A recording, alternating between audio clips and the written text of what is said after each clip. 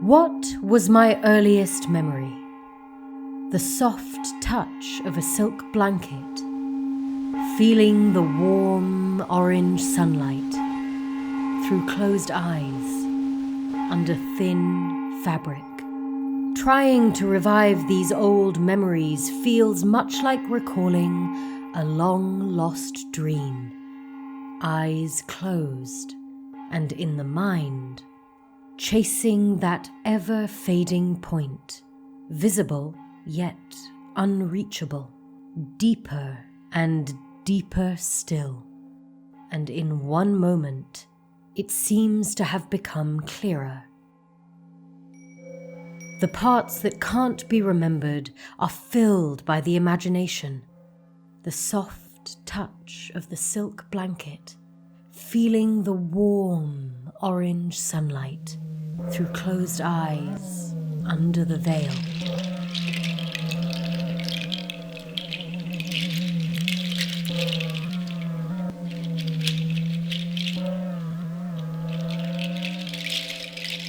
I'm looking down at a white room.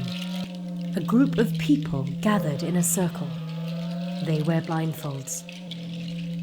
I can see someone in the middle of the circle. It might be me. I'm humming a melody, a familiar melody.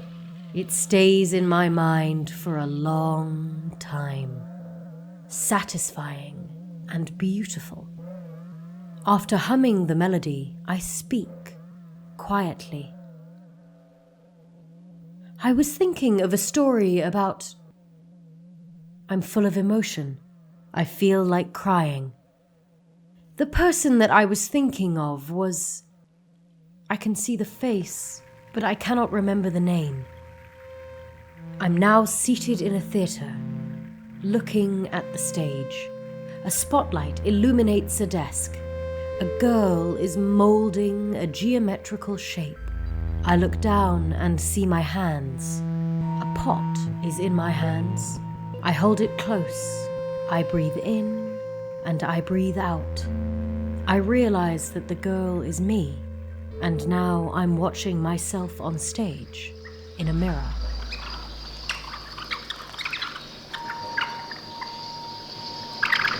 I hated school. High school felt like a tragic place, as if we were birds trapped in a cage, crammed together in a bleak space at the end of the century. We were all preparing for the college entrance exam. Even after classes ended, we were forced to stay for self-study until late at night. We ate all 3 meals at school, plus snacks. There was always a distinct mix of smells lingering in the classroom. My mother would wake up early every day to prepare an enormous amount of food for me. Every morning, I would wake up, grab my heavy bag stuffed with books and lunch boxes, and head to school. In my second year, I always ate lunch with my 2 best friends, but often, for no reason at all, tears would just fall whilst I was eating. At first, my friends were concerned, but it happened so often that eventually it just became a familiar sight. During those 3 years, 4 students committed suicide. None of them were my close friends or classmates, but the atmosphere at school was always heavy, with a sense of dread. Life's absurdity was always on my mind, and Camus' The Myth of Sisyphus gave me the strength to live in rebellion against it. By the 3rd year, the 3 of us had been separated into different classes, but sometimes we would all fake being sick at the same time to escape evening study sessions. We would head straight to the beach. Not far from the school, we only had to take 1 bus. Shoes in our hand, with our socks tucked inside, we would run along the shore, feeling the sand cool and gritty under bare feet, the scent of the sea and the taste of salt on my lips. It was the smell of freedom. I hated school. High school felt like...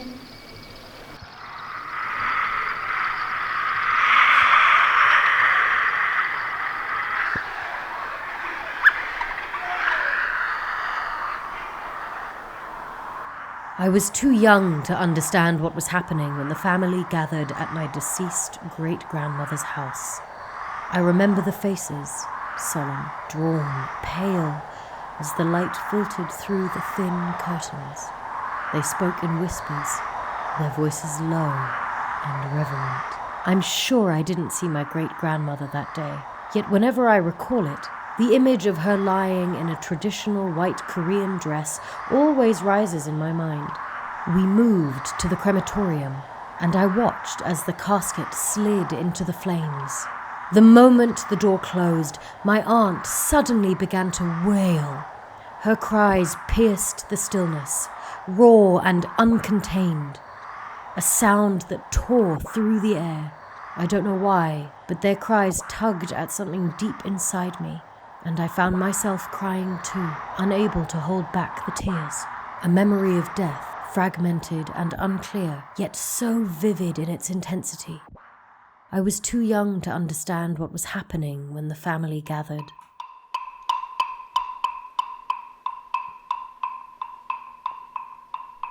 My mother was young when my grandmother passed away. My aunt and uncle took on the role of parents to my mother. She was too innocent to grasp why her mother was always lying in bed, too sick to rise.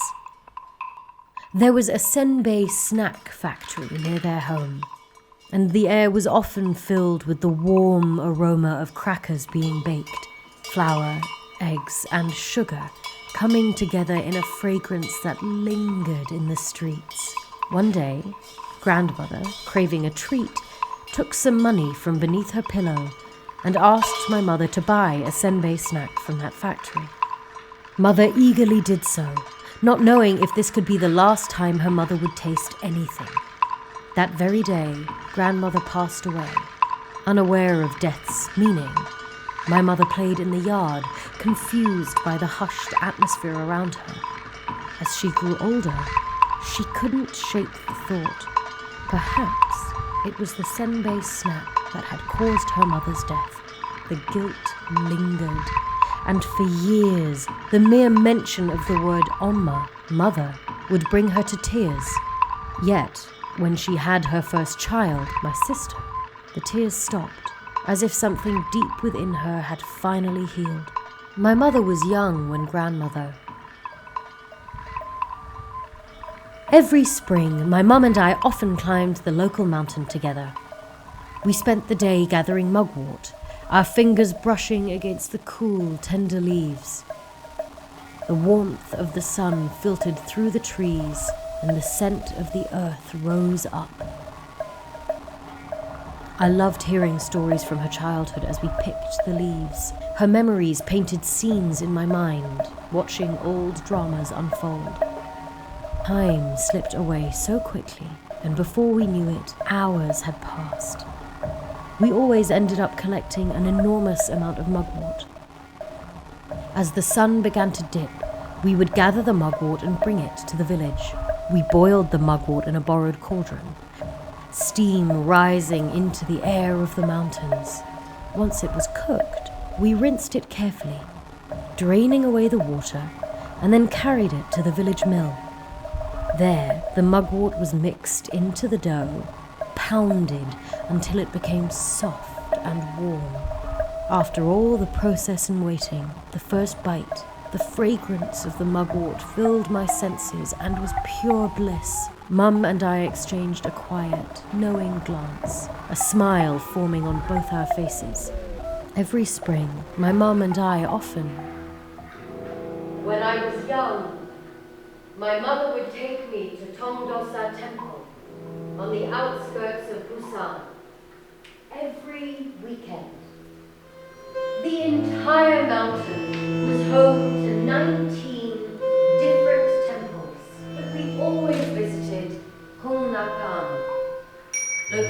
near the summit.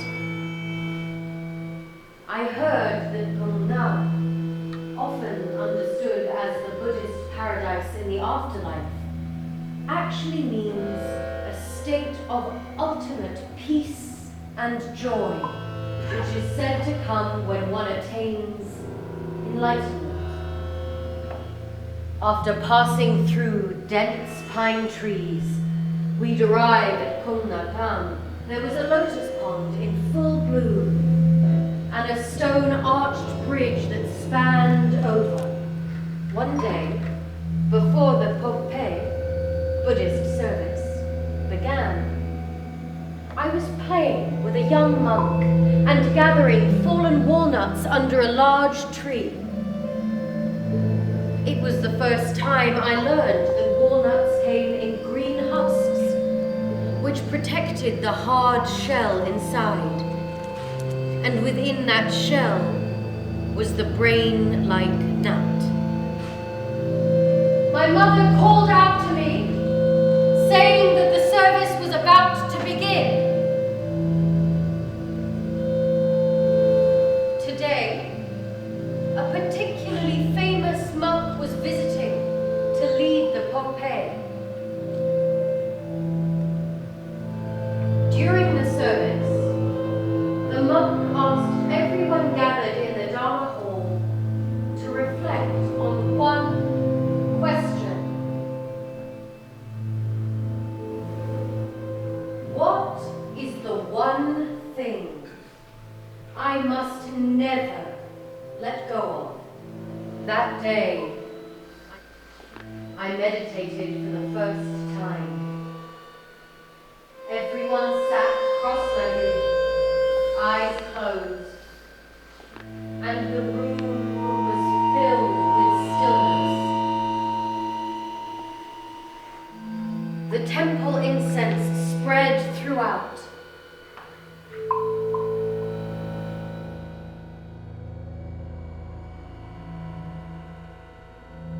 Time passed. How much? I wasn't sure. Many thoughts came and went.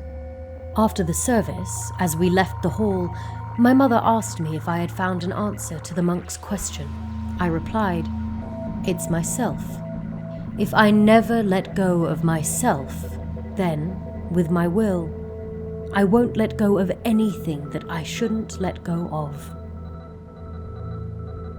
When I was young, my mother would take me to